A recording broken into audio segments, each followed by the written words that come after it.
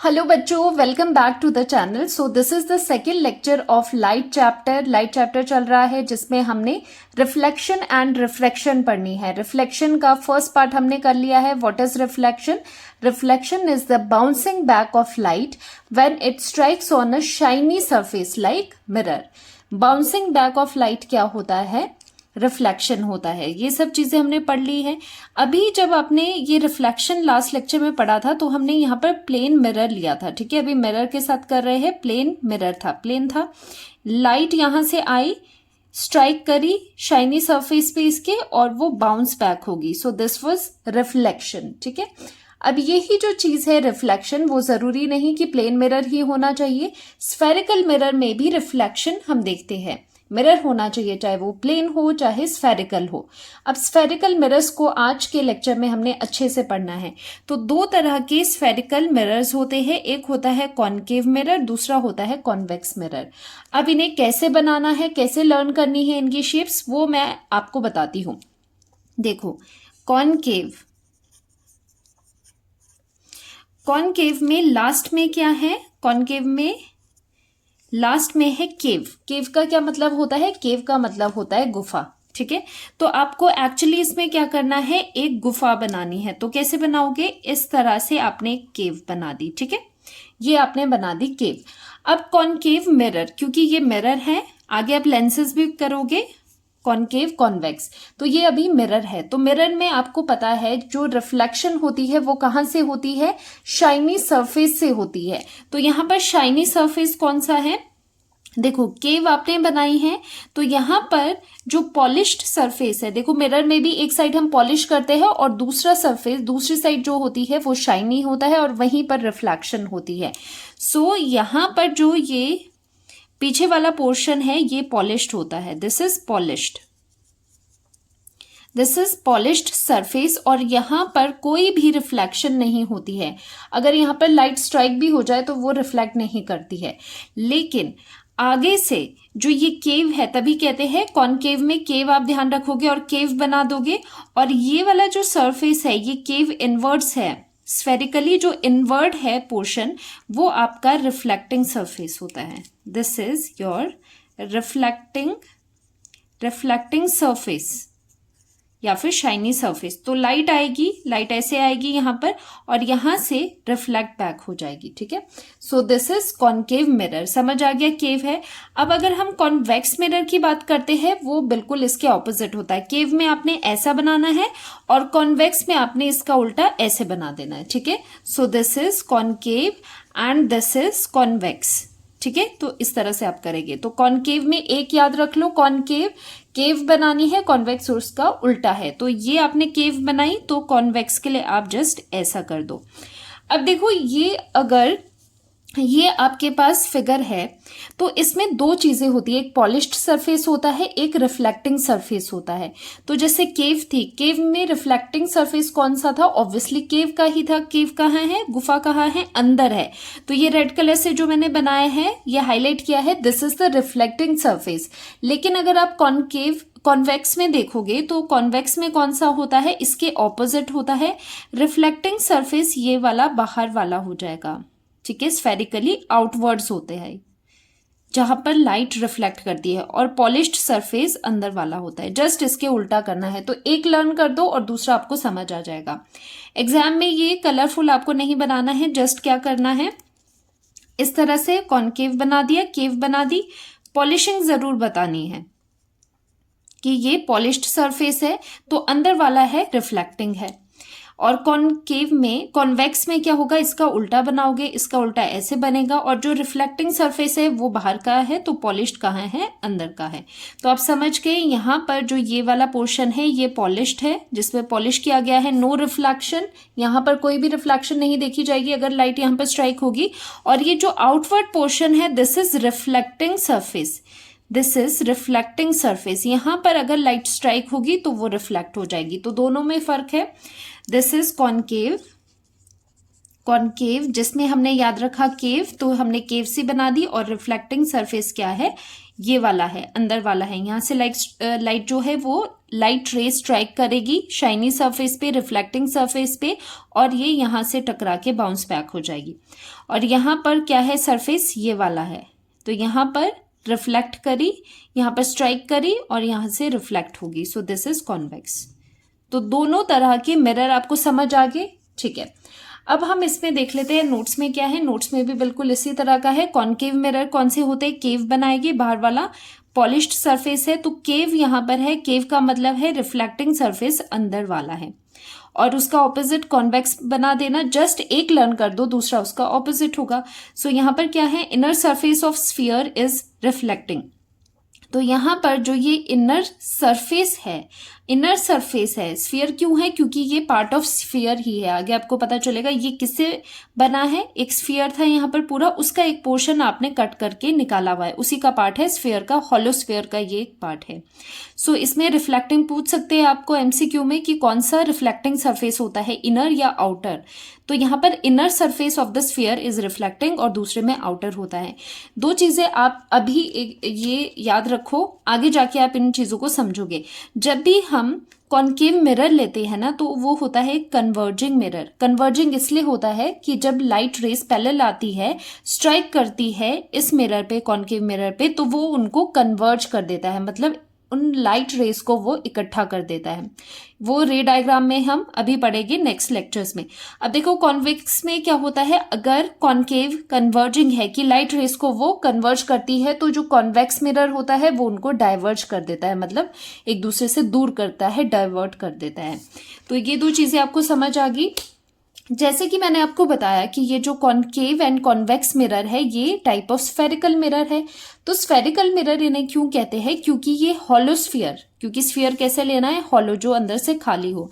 तो hollow sphere का ही ये एक पार्ट है, उसी से ही हमने ये साइड निकाला है।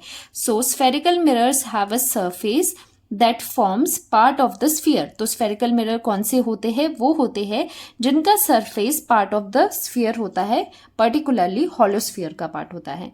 अब यहाँ पर जैसे कि कॉनकेव एंड कॉन्वेक्स मिरर्स अभी बताए हैं, this is the concave mirror. Concave में आप पहले केव बनाते हो। अगर इस कॉनकेव मिरर को पूरा, मैं इसका स्फीयर पूरा करूं, इस तरह से इसको पूरा कर दिया जाए, तो ये एक स्फीयर बन गया ना, हॉलो स्फीयर, इसीलिए इनको स्फेरिकल मिरर्स कहते हैं। उसी तरह से आप कॉन्वेक्स मिरर को देखो, इस तरह से अगर आप इसे पूरा कंप्लीट कर दोगे तो कॉन्वेक्स मिरर होता है। अब इसके बाद कुछ एक टर्मिनोलॉजीज हमें क्लियर करनी ज़रूरी है रे डायग्राम पढ़ने से पहले। तो यहाँ पर कुछ एक टर्मिनोलॉजीज हम क्लियर करते हैं। देखो, पहले होता है, पहले आप यहाँ पर लोगे एक, ये हो गया कॉनकेव मिरर, ठीक है, कॉनकेव मिरर है, और इसका पूरा अगर आप स्फीयर इस तरह से करते हो तो ये एक स्फेरिकल मिरर है। वैसे स्फेरिकल मिरर तो है, this is concave, this is concave mirror, ठीक है। इसमें कुछ एक टर्म्स आप पढ़ेंगे। उसी तरह से जो कॉन्वेक्स मिरर इसका बिल्कुल उल्टा होगा, उसमें भी कुछ एक टर्मिनोलॉजीज हम सीखेंगे। पहला पॉइंट होता है, पहला पॉइंट आप देखते हो पोल। अब पोल क्या होता है, पोल होता है centre of the reflecting mirror. तो ये इसका रिफ्लेक्टिंग साइड कौन सी है, दिस इज पॉलिश्ड। अगर ना पता चले तो पॉलिश दिखा दो पहले। तो रिफ्लेक्टिंग सरफेस कौन सा है, अंदर वाला है। इसका पूरे रिफ्लेक्टिंग सरफेस का जो सेंटर है, इस पूरे कर्व का जो सेंटर है, उसे कहते हैं हम पोल, ठीक है। This is pole denoted by symbol P। तो दिस इज पोल, और ये पोल कहाँ आता है, इस पूरे कर्व के सेंटर में आता है। And since this is a spherical mirror, तो इसका एक पूरा स्फीयर है इस तरह से। तो स्फीयर का क्या होगा, स्फीयर का जो सेंटर होगा, सेंटर ऑफ द स्फीयर होगा, उसको हम सेंटर ऑफ कर्वेचर कहते हैं। This is the centre of curvature.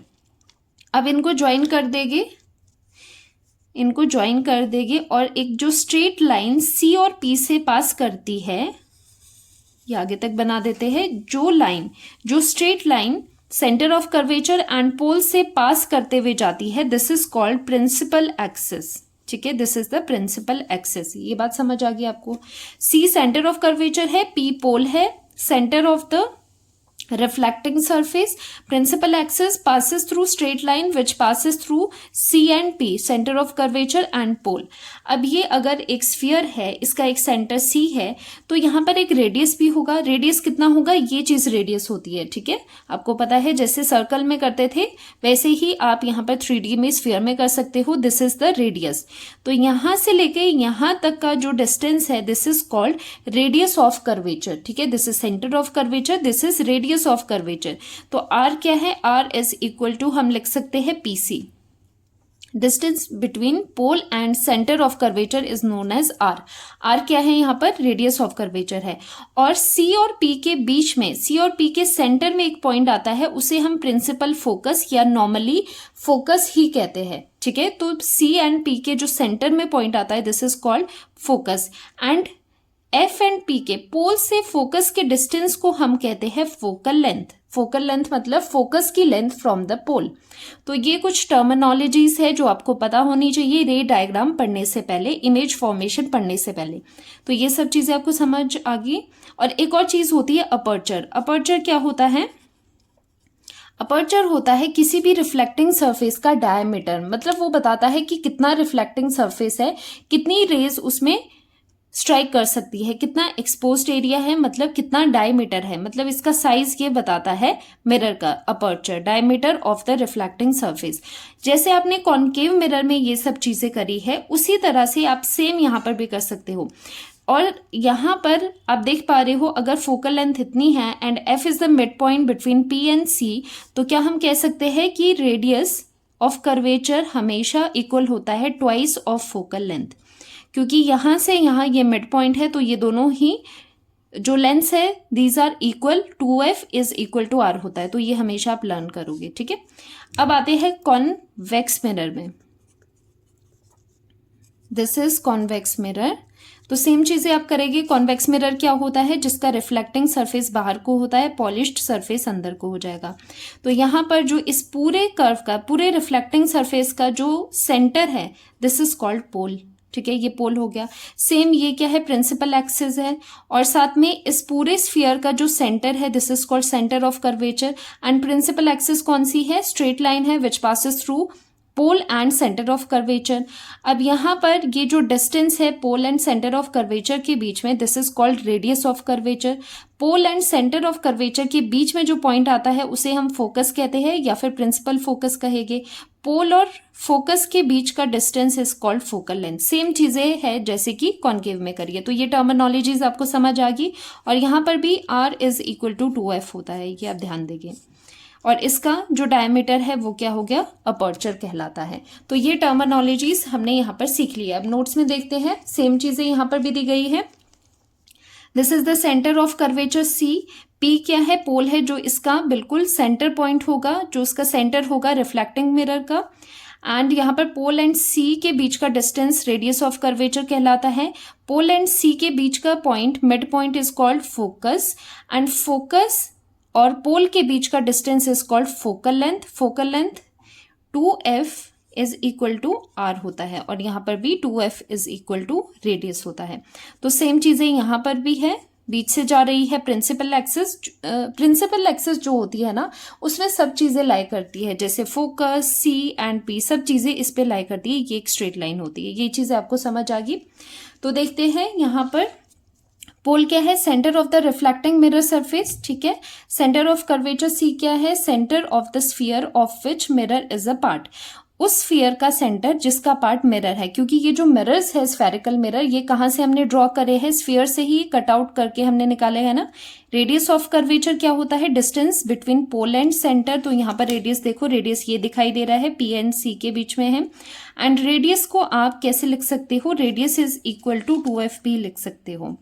Radius is equal to 2F लिख सकते हो. F is the focal length. F क्या है? फोकस है. अब फोकस की एक और बात क्या होती है जो कि इमेज फॉर्मेशन में आगे आप पढ़ोगे. जब भी प्रिंसिपल एक्सिस के पैरेलल कोई भी रे स्ट्राइक करती है, देखो जब भी this is the principal axis, this is the principal axis. जब भी light rays parallel to the principal axis strike करती है सरफेस पे, रिफ्लेक्टिंग सरफेस पे, तो वो रिफ्लेक्ट होके जहां से पास करती है दैट इज कॉल्ड फोकस। हमेशा वो रिफ्लेक्ट कहाँ से करेगी, रिफ्लेक्ट बैक करेगी थ्रू द फोकस। तो फोकस से ही वो कन्वर्ज करके जाती है कॉन्केव के लिए। और डाइवर्जिंग, क्योंकि हमने कॉन्वेक्स मिरर को क्या कहा है, डाइवर्जिंग, तो डाइवर्ट करती है और अपीयर करती है जैसे वो फोकस से ही पास हो रही हो। ये चीजें आगे जाके आप अच्छे से समझोगे। फिलहाल ये पॉइंट देख लो कि फोकस क्या होता है। Focus is the point on the principal axis where parallel rays of light either converge और अपीयर टू डाइवर्ज, क्योंकि कन्वर्ज किसके केस में हो गया, कॉन्केव के केस में, एंड डाइवर्ज हो गया कॉन्वेक्स के केस में, कॉन्वेक्स मिरर के केस में। एंड प्रिंसिपल एक्सिस क्या होती है, एक स्ट्रेट लाइन है जो पास करेगी pole and centre of curvature से। फोकल लेंथ क्या होती है, distance between the pole and the focus of the mirror. तो यहाँ पर पी एफ, पोल और फोकस के बीच का डिस्टेंस एफ होता है, and we know that twice of F is equal to radius of curvature. Aperture क्या होता है, diameter of the reflecting surface of the spherical mirror. तो ये कुछ टर्मिनोलॉजीज है जो आज हमने सीख ली। नेक्स्ट लेक्चर में कुछ एक हम रूल्स करेंगे जिसके बेसिस पे इमेज फॉर्मेशन करना ईजी हो जाता है।